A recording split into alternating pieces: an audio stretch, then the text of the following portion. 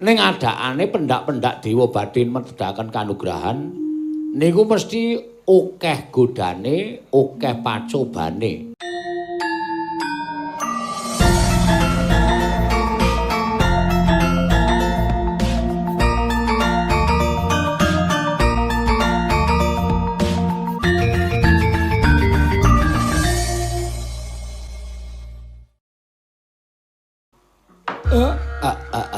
Blegegek gek satulita mel. Sarawuh ndika lancur-lancur Pandhawa. Ndara kula Ndara Antasena wilujeng rawuhipun wonten Karang Kadempel, Den. Pangestune kakekne Semar slamet tekaku. Aku ngaturke sembahku katur ya kakekne Semar. Nggih kula tampi. Dawa sami-sami Ndara. Dipun prayogaken anggenipun lenggah wonten ing pendhapi padukuhan ing Karang Kadempel. Wis ora kurang prayoga praptaku ana ing padukuhan Karang Kadempel kene kae. Ndara Antarja kula ngaturaken bekti kula kunjuk nggih, Den. Iya. Siwa Semar ndak tampa. Ora liwat mung dibos padha-padha. Aku ngaturake pamujiku kunduk ngesaning Kyai Nayantaka. Wah, kula tampi dawah sami-sami. Ndara Gatotkaca kepareng kula ngaturaken sembah pangabekti kula kunjuk. Yo, Siwa Semar. Ndak tampa ora liwat pangestuku tampanana. Kula pundi engko jimat dayanana ing kasantosan. Dipun sami sekecaken anggenipun lenggah wonten ing pendhapi padukuhan Karang Kadempel, Ndara Antasena, Ndara Antarja, Ndara Gatotkaca. Wis ora kurang prayoga kae. Ya wis ora kurang prayoga Kyai Semar. Yo. Uwa Semar wis ora kurang prayoga. Ndara Antasena kula ngaturaken bekti kula kunjuk Ndara Antasena. Pangestumu slamet tekaku reng. Aku ngaturake sembahku katur. Wah, kok le aneh-aneh. Kula niku ming batur kok panjenengan ngaturaken pangestu. Jamak lumrahe aku tinemu muda, kowe luwih tuwa. Mula alame sing enom tansah ngaturake sembah marang sing tuwa. Oh nggih, kula tampi dawah sami-sami. Ndara Antarja pareng ngaturaken wilujeng rawuhipun nula garing slamet tekaku. Sembah kula katur nggih, Ndara. Iya tak tampa nula garing. Dipun sekecaken anggenipun lenggah. Ya wis ora kurang prayoga. Ndara Gatotkaca bekti kula. Ya nula garing tak tampa. Ora liwat pangestuku tampanana. Kula pundi engko jimat paripe dayanana ing kasantosan. Kula ngaturaken bekti kula kunjuk Den Ndara Antasena. Ya Tru tak tampa. Pangestuku tampanana ya Tru. Kula pundi engko jimat paripe dayanana ing kasantosan. Ndara Antarja bekti kula nggih Den. Iya Mitra tak tampa pangestuku tampanana. Nggih, kula pundi engko jimat Ndara Gatotkaca. Bekti kula kunjuk. Ya Mitra tak tampa pangestuku tampanana. Nggih, dipun sekecaken anggenipun sampun lenggah. Ya wis ora kurang kepenak Tru. Ya wis ora kurang kepenak Tru. Ya wis ora kurang kepenak Tru. Ya wis ora kurang kepenak Tru. Isa beda-beda ya. Ndara Antasena bekti kula kunjuk. Bagong tak tampa pangestuku tampanana ya wer. Kula pundi engko jimat paripe dayanana ing kasantosan. Ndara Antarja, ya Bagong tak tampa. Ndara Gatotkaca, ya Bagong tak tampa. Dipun sekecaken anggenipun lenggah. Ya Bagong wis ora kepenak. Ndara. Kula ngaturaken panuwun ing tanpa pepindhan. Dene rawuhipun Ndara-ndara kula wonten ing sudung kula Karang Kadempel mriki mituhu undangan ingkang sampun kula aturaken dhateng ngersanipun Ndara-ndara kula inggih menika sedan. Bila dinten sakmenika kula ngrawuhaken Ndara-ndara menika wonten wigatos ingkang badhe kula aturaken dhateng ngersanipun Ndara-ndara kula. Gawe kaget nganti aku bebarengan kelawan Kakang Antarja Kakang Gatut sowan ning padukuhan Karang Kadempel kene, janjane eneng apa to, Kek? Yen pancen keparengake dimidhangetake sak kathahing para kawula ndaturi paring dawuh nang kene. Nah nek pancen kuwi wadi ayo golek papan sing sepi sepen paringa dawuh karo anak-anak Jodipati sing wis sowan ngersaning kakekne Semar. Mboten wonten sing wadi, mboten wonten sing rahasia. Niki ngeten nggih, Den. Kula niku kaget wong dasare kula niku namung derajate ngaceplik. Kula niku mung wong loro saudon telu saurupan. Kula niki mung batur. Ewadene lah kok kula niku nampi sasmitaning Jawata. Nampa sasmitaning dewa bilih dewa badhe matedhaken wahyu kamulyan. Nah, gandeng wahyu menika sinten kemawon mesti bakal nggayuh wahyu. Wonten pundi papan jero wahyu menika tertentu dipun gayuh dening sadengah titah. Mula gandeng kula niki dadi lantaran tumedhake wahyu, pengajaping ati kula wahyu niku ya ora bakal tinampa dening sapa wae. Ning tinampa dening bendara kula Pandhawa. Ya pancen bener. Ning adakane pendak-pendak dewa badhe medhaken kanugrahan niku mesti akeh godane, akeh pacobane. Lah angka kula niki mung derajate ngaceplik, kula niki mung batur. Nek nganti godha niku ngungkuli karo kabisan kula, mesti wahyu cul saking angganipun ing abdipun Semar. Mula gandeng pengajaping ati kula niku sing nampa wahyu niku para Pandhawa. Lah kula ngundangi sampeyan-sampeyan rawuh enten Pedhukuhan menika supados ambebantu. Bantu kalih kula supaya saya sentosa, saya kuat kiwa tengening Semar. Dadi nek enten wong-wong sing ajeng ngruda peksa kalih kula, gayuh tumedhaing kanugrahan menika, kula ora kuwatir nggondheli kalian wahyu sing pun mapan teng Karang Kadempel niki, Ndara Antasena. Oh ngono to kek. Nggih. Ya nek pancen kaya ngono aku mesti mituhu dawuh kakene Semar. Yen pancen Siwanayantaka butuh marang kekuataning para putra Pandhawa mligining putra Jodipati, aku saguh kadhawa napa wae, Bu. Semono aku saguh kadhawa napa wae. Siwa Semar paringa dawuh apa ingkang tak tindakake. Mboten sarepot-repot.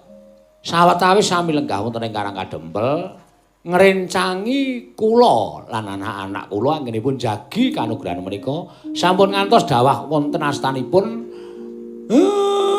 tetiang ingkang watakipun angkara budinipun candala. Namung niku mawon boten werna-werna penjaluk kula Kandara. Sigra-sigra yen permana kanca. Sigra ngraki nawang sesangka.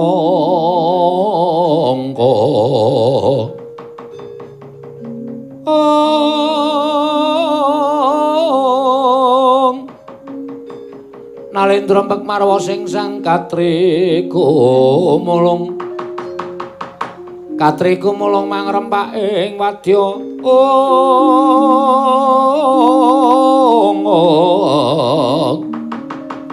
kura-kura rek kiri-kiri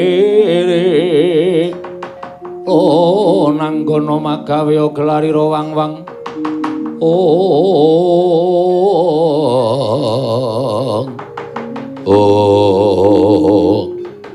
dereng ngantos paripesame Mbak Wacana kasaru rawing Begawan Drona Patih Harya Sengkuni ingkang rawuh wonten ing Dadukan Karang Kadempel dumrajak tanpa harapan karya cingak ndulahna Yantaka wau.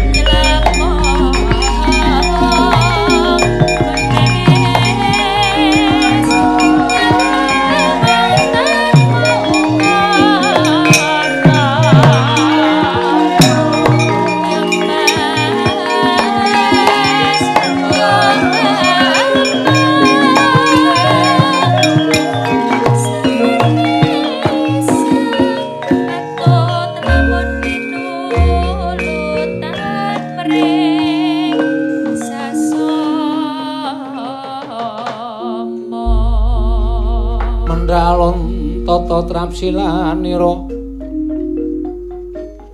Om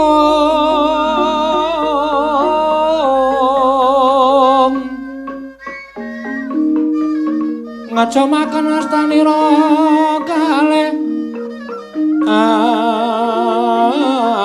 astanira kalih pisan yen ngandika magawe Branta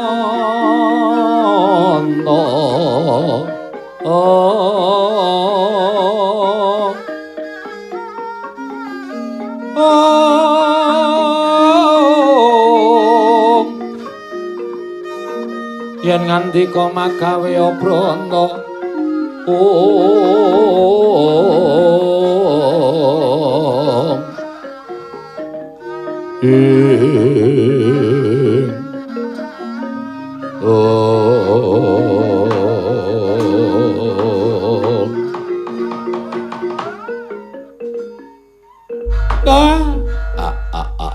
Blegegek sadulita mel tak kira dayoh ngeteri berkat mboten pangling penemban Durna wilujeng rawuhipun sang tapa gandhak blegucuk suwaru gembel Somorante hawela ya Semar Badrana ya slamet tekaku lering sambikala aku ngaturake pamujiku katur ya Semar nggih kula tampi Rekayana Patih Ndara Patih kula ngaturaken bekti kula kunjuk iya Semar ndak tampa ora liwat pangestuku tampanana ya Semar nggih kula pundhing jimat paripih janur gunung kadingaren priyagung negari Ngastina kok rawuh teng Karang Kadempel menika wonten menapa Den marang kula cemadung dawuh ing abdipun Semar nedya nganglungaken jangga nilingaken karna iki ngene ya Semar ingin sepisan mramtakun ing Karang Kadempel kuwi tilik uripe Panakawan klebu kowe anakmu Gareng Petruk kelawan Bagong jan nyatane nadyan kowe kuwi Panakawaning para Pandhawa kowe manan Panakawaning negara Ngamarta nang ora ketang sithik nggonmu tepung karo aku kuwi ora mung sedina rong dina nanging wis tetaunan Semar nggih mula ora ana aneh yen to aku duwe rasa migatekake lawan uripmu sak anak-anakmu wah matur nuwun Mremban matur nuwun ndadosaken bombong raos sing manah kula dene sak banjure prataku ning Karang Kadempel iki ora kesaka karepku dhewe nanging aku diutus dening anak Prabu Duryudana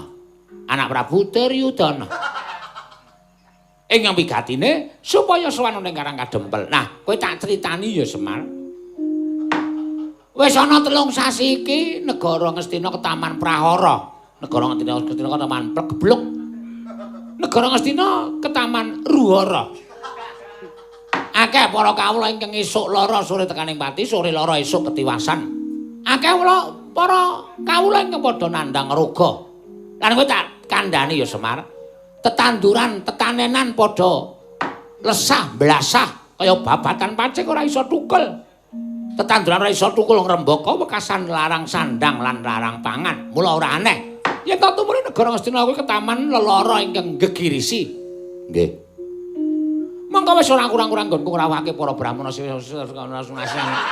para resi pripun to Kakang Durna lho rada memeng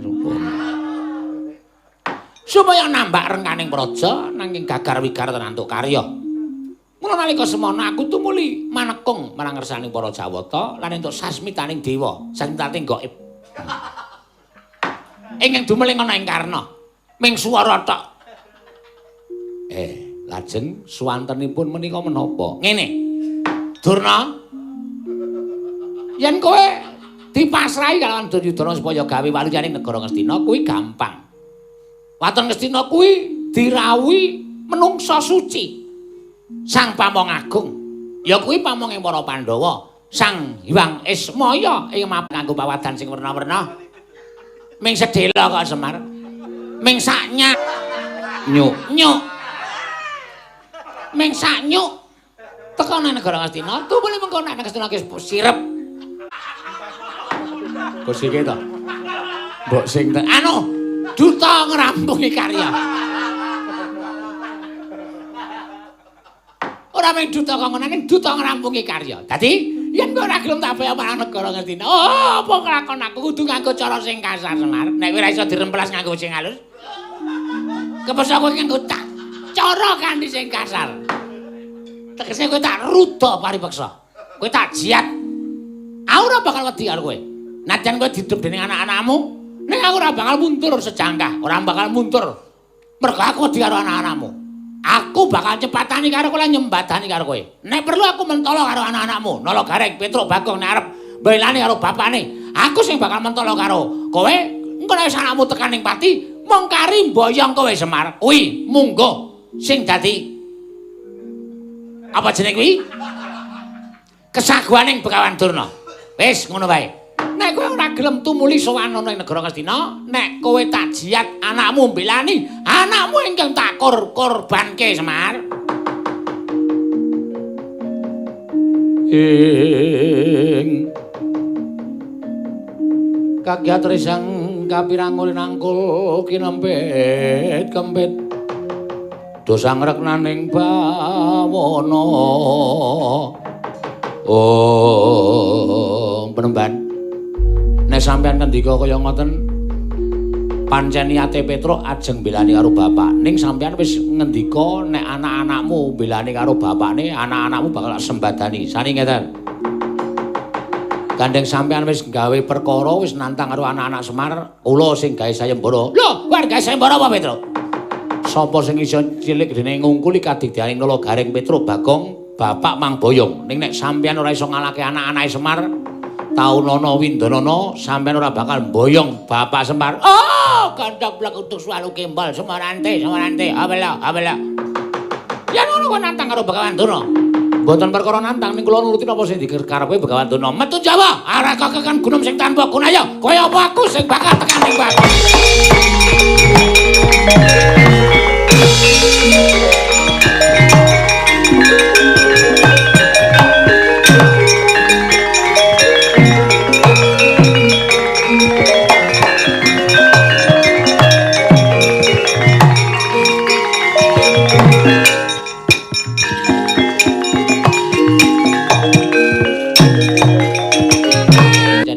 Sukalima sing rawuh mriki niate ajeng mboyong kula ning kura mboten purun. Terus diwangsuli kalih Petruk dadi regejegan niki mengke bakal dadi ajanging pasulayan. Truk pripun Den? Ora usah wedi nek pancen kowe mbelani karo bapakmu nek ana nesuning Sata Kurawa aku tanggung jawab. Matur sembah nuwun. Ya mung gumunku biasane sing sok kluwak-kluwak kuwi Bagong kok iki kaya lesu lesah ora duwe kekuatan. Bapakne arep diboyong ning Ngastina barang tanpa duwe karekat mbelani karo bapakne. Kowe kok dengaren meneng wae, Gong. Aku wis terlalu terkenal. Dadi aku gawe kesempatan karo kowe karo Petruk iki men iso ngembari karo aku. Nah aku sing eksis terus. Nah aku sing ketok terus, lha mar ketok sowan. Wah iya, Petruk ya arek ketok sok kapan. Wis aku gawe kesempatan karo kowe, mula kowe do matur nuwun karo aku. Oh iya. Iya. Ning rayo temandang bilani bapak. Ah mesti nek nggon temandang bilani bapak iki mesti rasa kuwatir, aku mesti metu. Bilani bapak.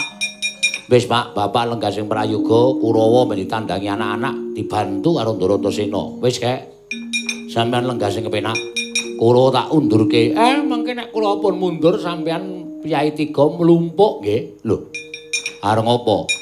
Kula ajeng enten atur sing kula kunjahaken ndara-ndara kula Ndarantasena, Ndarantarja, Ndarakarkaca. Ya, aku manut pun bubar dinten menika. Ayo reng metu reng ya. Yogong metu yogong. Ya, nek ora iso sakal aku nek metu ki. Saiki metu njaba methuke kula. Oke, siap yo.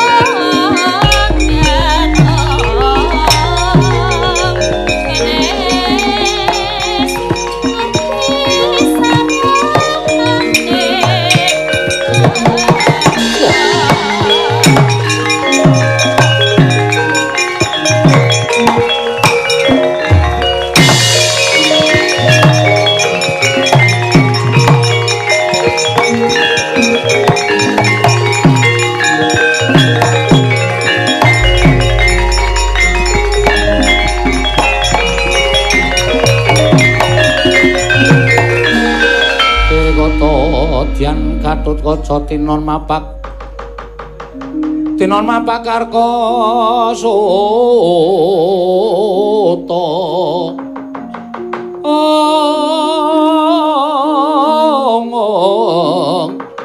Takapira Kresna Partamanahar saktinira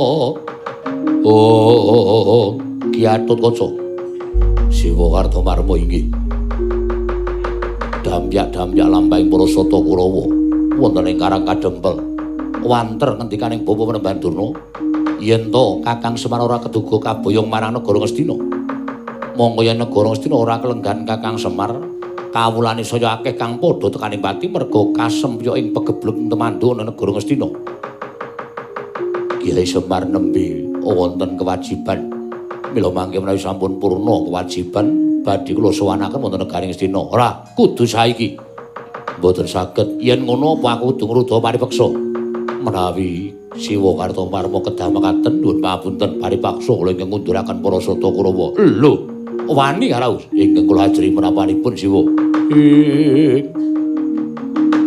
Papang sinengkang walik sandang walikat godhek kok simbar coco Wang malang mentis nyonggang sir wani karo wakmu ingkang kula ajri menapa lena manuk tebak danamune marganing patimu menawi wonten kirang tata krami kula nyuwun pamunten Siwa Kartamarma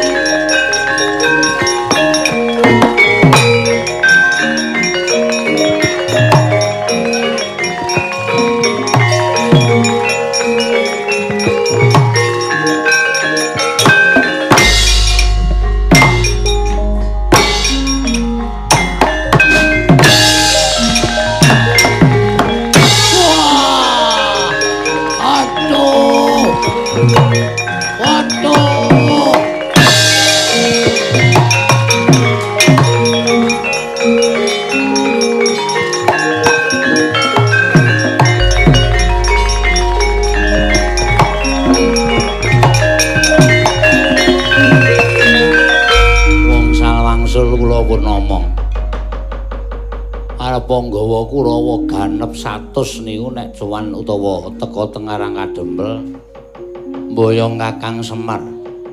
Monggo sampeyan dadak sumbar sing werna-werna niku nek ajeng menang karo anak-anak Pandhawa sing mbelani kalih Semar niku ibarate kaya dene ngoyahi segara. Mboten ajeng nglakon. Apa? Ora bisa ora pindho wedi Kurawa kalah Gedhepati. Mboten ming pisan pindho. Wong salwangsul Kurawa niku mesti kalah. Lah terus kula kudu pripun? Wangsul riyin golek wektu sing pas supaya iso mboyong kalih Semar teng negara Ngastina. Nek perlu aja nganti konangan anak-anake utawa anak-anak Pandhawa. Kados mboten saniki, mboten saniki. Jeng napa? Akhir bulan. Oh, isih suwe banget mundur yen Kakang Dewa mundur yen.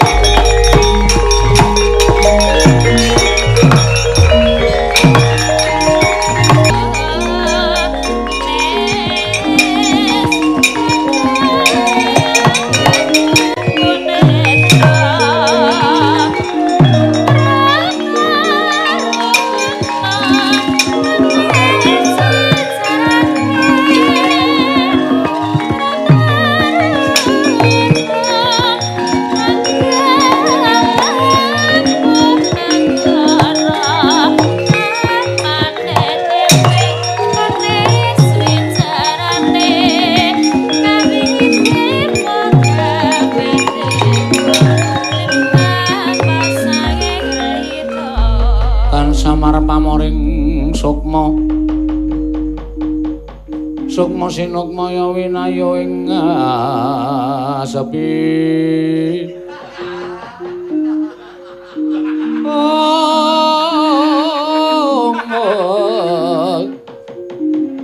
sumimban telenging kalbu ana apa Siwa Semar ning apa? Kula wau ora pun matur lho. Kula niku janjane dadi lantaran tumedhaki kanugrahan. Saniki kula tak takon. Sampeyan seneng mboten nek Wahyu niku sing nampa Pandhawa? Wong tuwa sampeyan mestine aku seneng.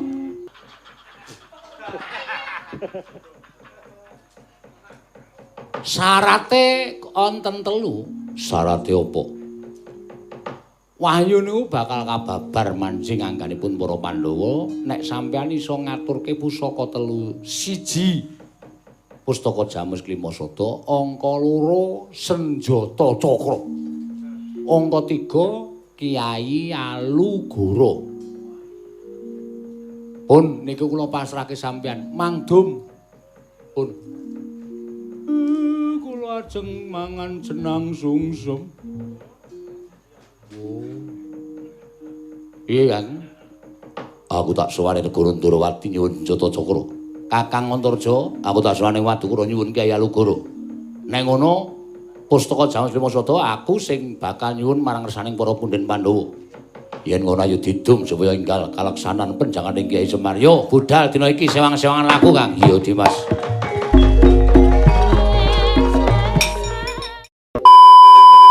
Urkudara. Nggih. Katon sowane Atmajamu ing Randu Gumbala. Antasena. Wah, caidan. Sowan mangka tanpa taliwara. Antasena padha larja sak pratamu nggir. Slamet tekaku, Pakdi. Ngaturke bektiku kunjuk. Nyaya nggir ndak tampa liwat pangestuku tampanana. Ndak gegem dadiake jimat. Ana apa kulub dene sira sowan mangka tanpa tinimbalan. Sepisan ngaturake bektiku lan Pakdi, Rama Kyai Jodipati lan Paman Janaka. Dene ndungkap angka 2, sowanku lan kejaba mung diutus dening kakekne Semar sing wigati kakekne Semar mbutuhake pusaka negara Ngamarta. Ya kuwi kewinastan Pustaka Jamus Miang Jimat Klimasada. Mula sowanku ngersane Pakdi tak wanek-wanekke matur ngersane Pakdi Punta. Aku nyuwun ngambil Pustaka Jamus Klimasada bakal ndaturake marang kakekne Semar Badranaya. Nek diparingake matur nuwun dene ora aku diweling karo kakekne Semar dikeparengake ngapuk ana ing negara Ngamarta, Pakdi. Gunjang Kanjeng langit kelap-lapaton. Lir kincanging risang mawe gandrum. Ing Antasena teka Sugal kang dadi aturmu. Terus Kakang Semar kuwi derajate apa? Kakang Nayantaka derajate amung Panakawan teka maringi palilah kelawan kowe supaya ngamuk ning Praja Ngamarta. Monggo kene iki papan dununge pepundhenmu, kene iki papan dununge wong atuwamu.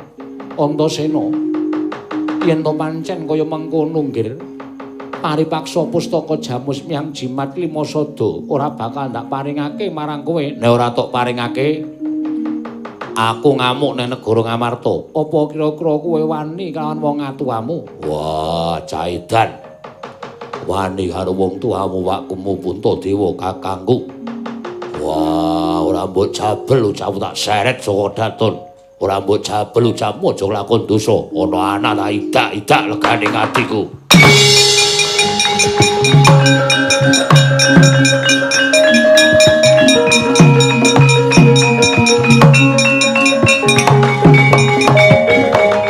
Wah, isih begogok nek kono.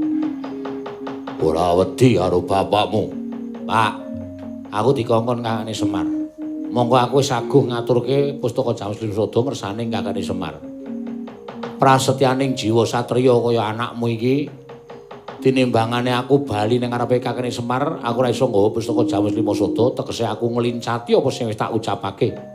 Satriya iki nek nganti ngelincati apa sing wis diucapake lan ora kasembadan lan ora jumbuh kalawan apa sing wis diucapke, tetel jiwaning kasatriyan tinimbang aku kelangan jiwa kasatriyan, aku idak-idakan ning kene, men mati ning kene ora apa-apa, Pak.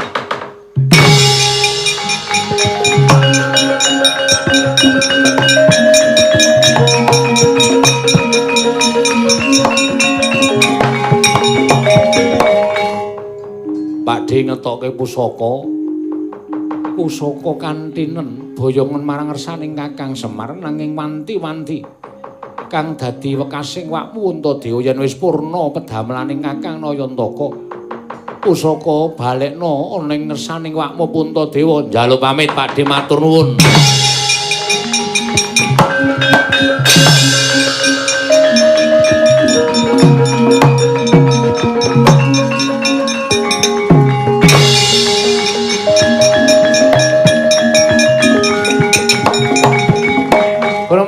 Mangasa umyong ambrengeng kadi karunaning kaswase dosang Ganda Astratmaja barep kakangku teka ngiklasake pusaka marang anakku Antasena sing mbutuhake Semar. Mongko apa kang dadi ature Antasena jumbuh kelawan jiwa kasatriyane. Mula tinimbangane anakku Antasena mengko tekaning pati merga mbok Pulasara. Aluwung pusaka ndak paringake. Wah, yen nganti pisah lan para Pandhawa, Pandhawa aja nganti keri ayo sumusul marang Karang Kadempel Werkudara.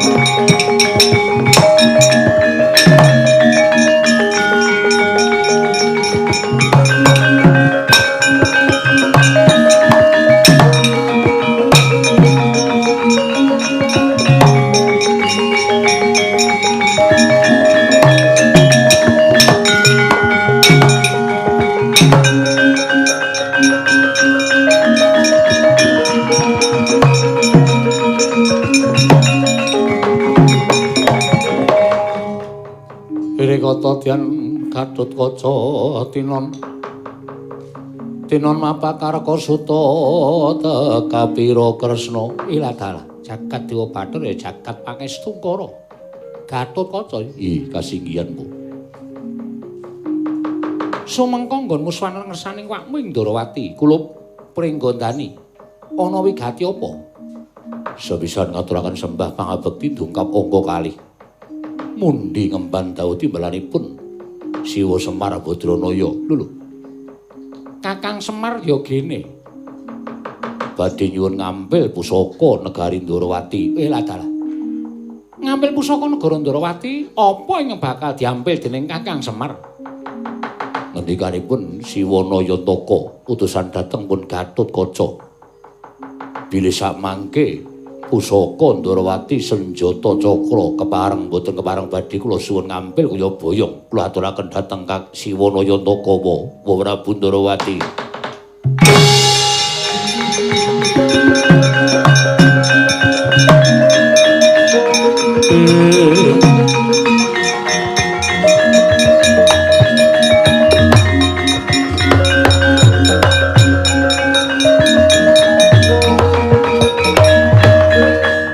Kosek, aku tak nyuwun prisa.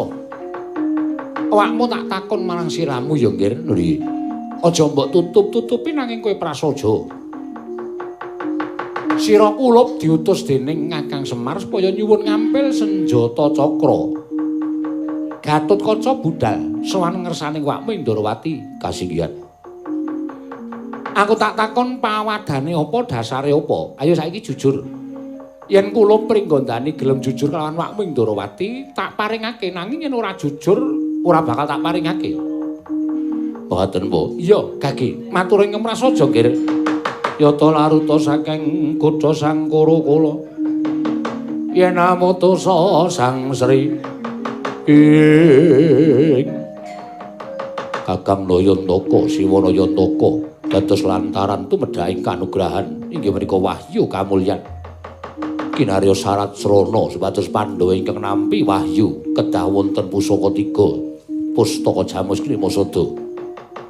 Senjata cakra lan Kyai Alugara wa Prabu Ndarawati jagat dewa Bathara Gatotkaca.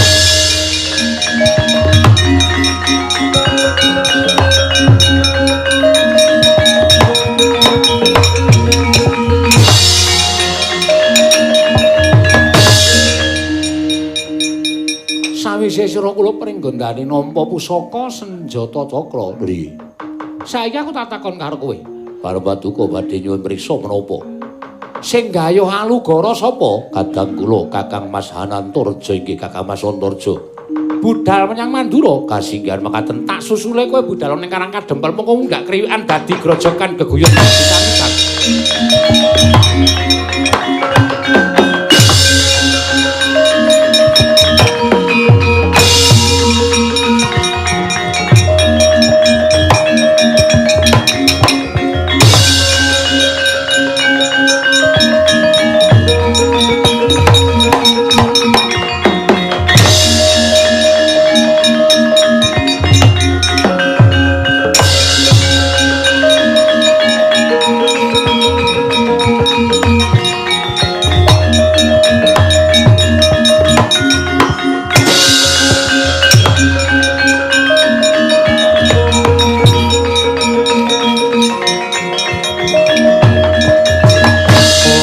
Narapati tuwinares Swara Kresna langkung tresnanira marang Dyabanon Cinawi jagat waisane Bathara Ayabara jagat Antarja iki kasinggihan mekaten lho sowan Nanpati nimbalan marang negara ing Mandura widodha salakumu niring sambikala kepareng kula ngaturaken sembah sumengkaping pangabektinipun ingkang abdi utawi ingkang putra kunjung sa paduka Kanjeng Wohi Mandura. Ya, tak tampa ralat pangestuku tampanana. Lho pundi nggo jimat warib. Dayanana ing kasantosan. Wigatine apa? Ngemban dawuh timbalanipun Siwanayantaka supados ngabiyantara ngersa paduka Kanjeng Wohi Mandura. Bila dikalangan sak mangke Siwanayantaka mbetahaken pusaka negara Mandura. Lho, mbutuhke pusaka negara Mandura piye tegese? Kula dipun dawuh supados nyuwun ngambil pusaka Mandura. Pusaka Mandura apa? Kyai Alugara ageman dalem sinuwun Prabu Mandura. Wah, dal karepe dhewe.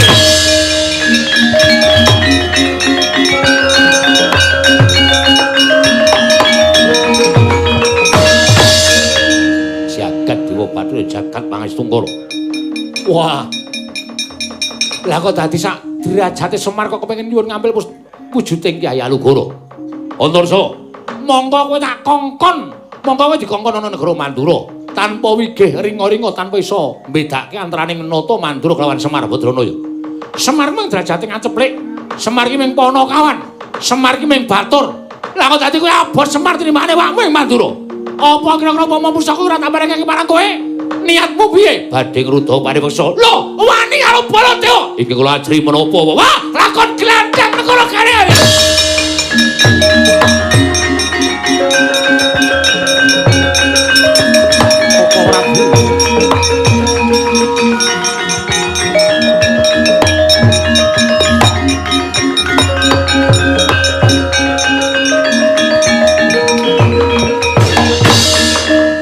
Kunang Kanjeng langit kelap-lapaton lerkin sanging risang mawe gandrung Yai Ndrawati. Ih, kasinggihan kula ingkang sowan.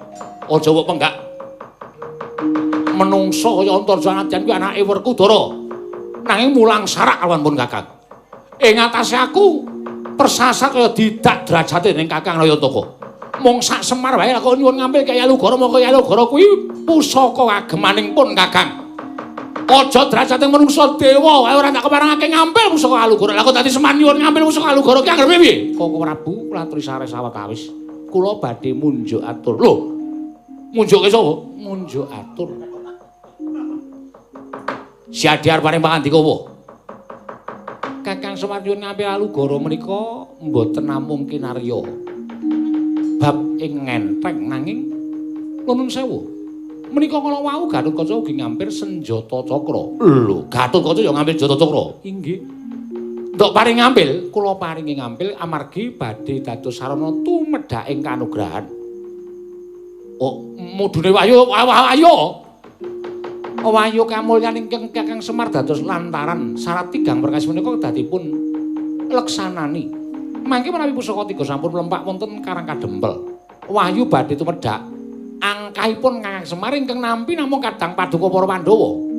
Ngono piye Antarja? Kasinggihan mekaten wau. Ah, tampanono Alugara, tampanono Alugara.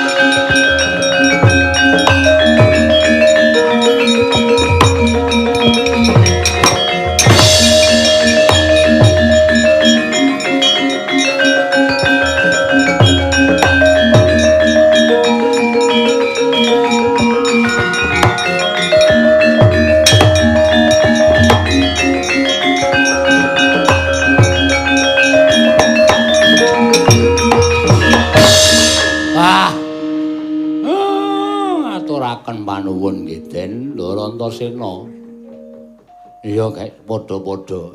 Ndara Gatotkaca ngaturaken panuwun. Iya, Siwa Semar. Ndara Antarja ngaturaken panuwun. Iya, Siwa Nayantaka. Sinuwun Punta, Ndara Kresna, Ndara Baladewa. Ndara Werkudara, Ndara Janaka. Kula ngaturaken panuwun ingkang tanpa pepindhan. Ndara Setyaki. Setan Dapure Bagong. Teka-teka tak kira nek piyayi. Kakang Badranaya nggih. Pancen kula nampi dawuhing dewa kinarya lantaran tumedhaking kanugrahan.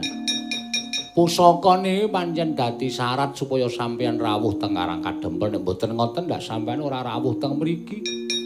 Kedhisikan sing padha gayuh kanugrahan, sing padha ngerti nek enten kanugrahan tumedhak naminipun Wahyu Kamulyan.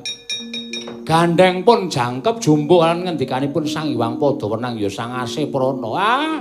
Monggo Gus kula aturi nampi Wahyu Kamulyan muga-muga Pandhawa sak pujanggane klebu Ndara Baladewa nampi kamulyan wiwit dinten sak menika ngantos sak terusipun Ndara.